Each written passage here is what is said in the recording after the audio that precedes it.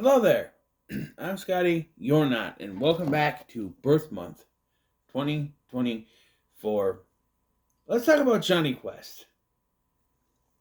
In 1965, from 1964 to 1965, Johnny Quest aired on TV. I don't know, CBS or ABC or whatever it was. But it aired.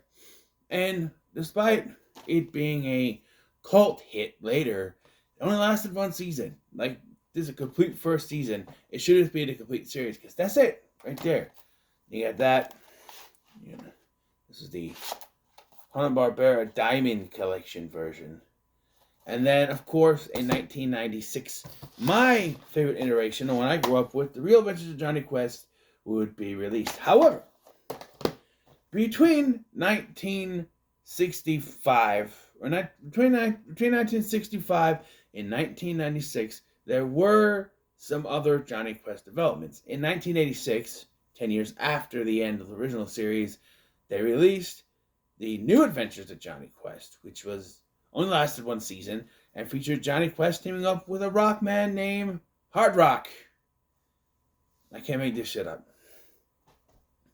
That lasted one season, but two direct-to-TV, VHS, video, whatever, movies were released. Johnny's Golden Quest, which introduced the character of Jesse Bannon, who would be prevalent in this iteration of the show, but also brought back the villain of Dr. Zinn. Now, we're not talking about that movie because I don't have it. Eventually, I will get it. That's not the one I grew up with. I've never seen that movie. We are talking about Johnny Quest versus the Cyber Insects, and I realize I have that stack back there, which is the second of the two films released. Came out in the Johnny's Golden Quest came out in 1993, and this one came out in 1995, 1 year before The Real Adventures of Johnny Quest would become reality. So, it's weird because these two movies premiered on the USA Network, whereas The Real Adventures of Johnny Quest, Hanna-Barbera's licenses would be bought up by Ted Turner and TNT, and that's when that would go in, a Cartoon Network, and all that stuff would happen around that time. So, yeah.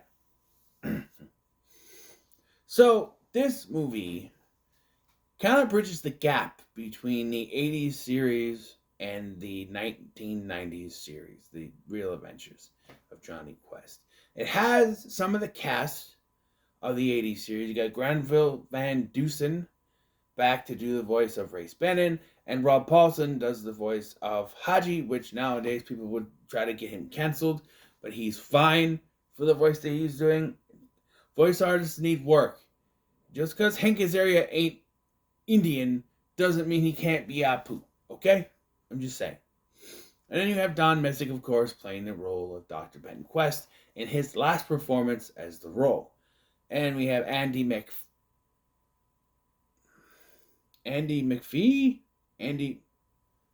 Whatever, as Jessie, who's wearing pink, unlike her green in the other series. But, yeah. And the art style, I would say, is a bit of a mix between the 80s series and what the 90s series would be. It's also interesting that Johnny ages like 6 years between this and the next series, which comes out a year later. He's like 12 here, and he's 16, I think 15, 16, so ages 2 years in 1 year, so, or 3 years. I think he's 15 in the Real Adventures, so that's, that jumps a little bit. So, yeah. And as mentioned, we do have the diabolical Dr. Zinn, who is a villain from the original series, and he is voiced by Jeffrey Tambor, and he is great. And my God, the animation on this character. He looks so sickly, he could die any second. He's supposed to be old, and I get it, but why is he old? Because he's the only one that's aged since the 60s. So I don't know. But his plan involves the cyber insects, shock.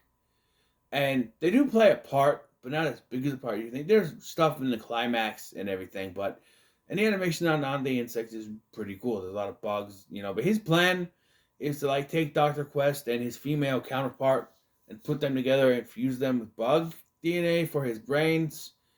I don't know. And so the others have to save him, and then he's also holding the world hostage. Uh, the meteor that he's gonna send to Earth if he doesn't become the emperor of the world. Kooky Saturday morning plans, and we love them, right? Yes, we do.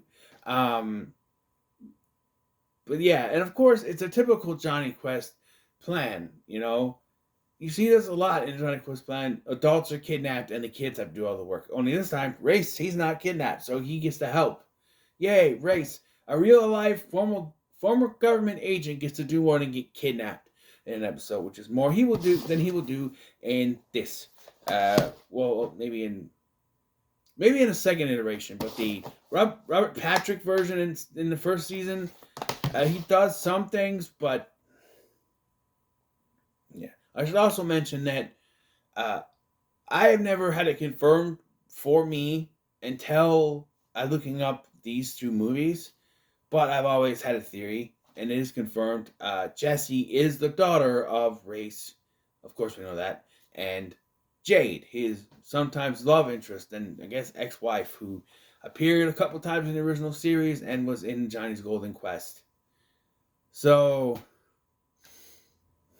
yeah, those movies confirm it, and I guess all I gotta do is look to confirm it, but I haven't seen this in a very long time, probably since I think maybe I've seen this on TV. They reruns on TNT, and because I remember them advertising it a lot on TNT, which is weird because this was on a USA network, but I remember maybe they reran it on TNT in '94 or '96, who knows? And then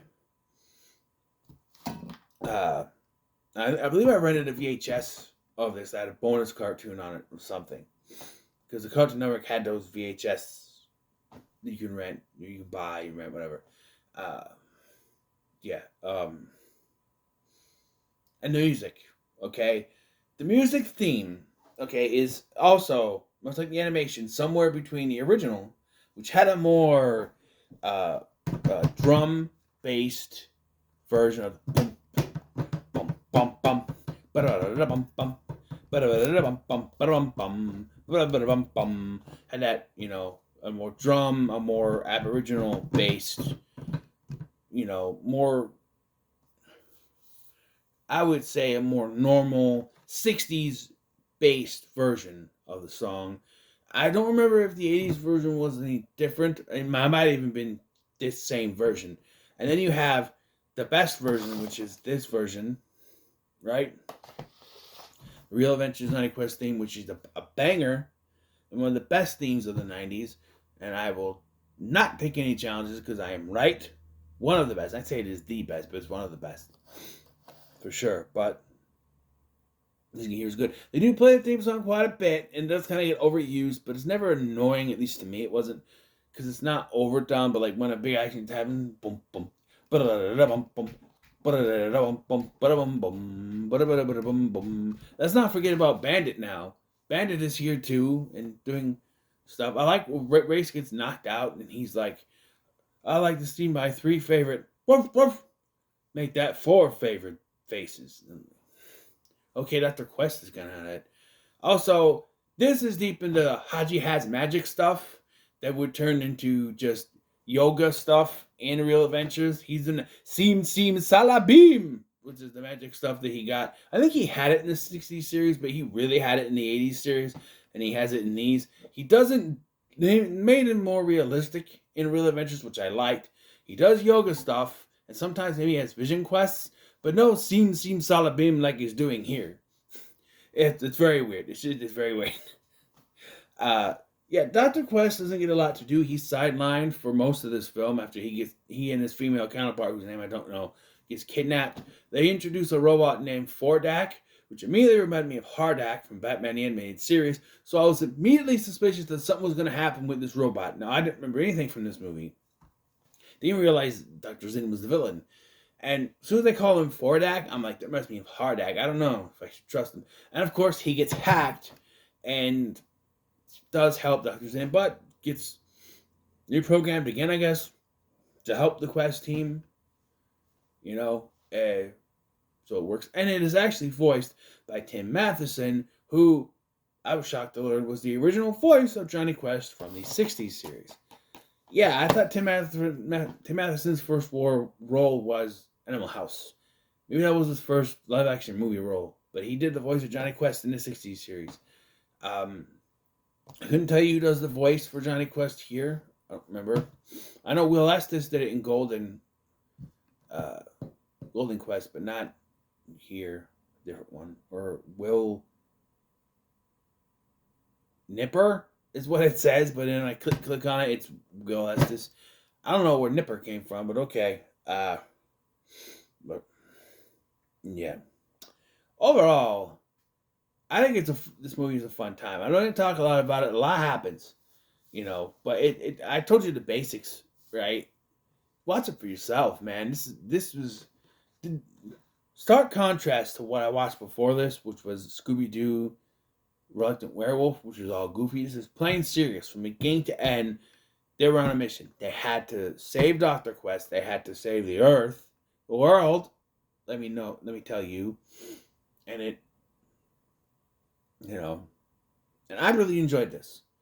I think it is a great animated feature. I think it works for what they're trying to do. And and at a time where Hanna-Barbera, like the 60s were the goofy time, there was stuff in the 70s and the 80s. And the 80s is where they were trying to experiment with stuff, right? Everything was, let's make everything kids. So you had the Flintstone kids, Yo Yogi, and the pup named Scooby-Doo. Yeah. Then you had an 80s series for Jonny Quest, which, of course, Jonny was still a kid, despite having existed in the 60s. Then they aged him up, and he's only a teenager in the 90s, which is also confusing, which means it's technically, and with Jesse being there, it's not technically connected to the original series, but connected more to the 80s and the two movies than it is the 60s one. I guess, because Jonny should be an adult in the 90s series if we're really going for it. He should be in his 30s, late 30s. Oh, is he 10? Should be 40. He should be 40 by 96, right? He was 10 in the original series in 84, in 64. Then he should be 42. And yeah, so I see what I went with teenagers, because that's the cool hip thing of the 90s is teenagers. So they'd make them adults. And if they did that nowadays, he'd be an adult with two kids of his own, and you following his kids more than him. So yeah. So yeah, I'm gonna say this is pretty good. I enjoyed it very much. What are your thoughts on Jonny Quest versus the Cyber Insects? Let me comment below. Make sure you like, share, and subscribe. Thank you for watching. I've been Scotty, and remember, it's a little hard for me to follow animated films. So if some things are a little vague, it's because animated films for me are a little bit hard, unless they're Disney. I probably watched a lot of them, so I know, but I haven't seen this in a long time. So I'm doing my best to remember what I can.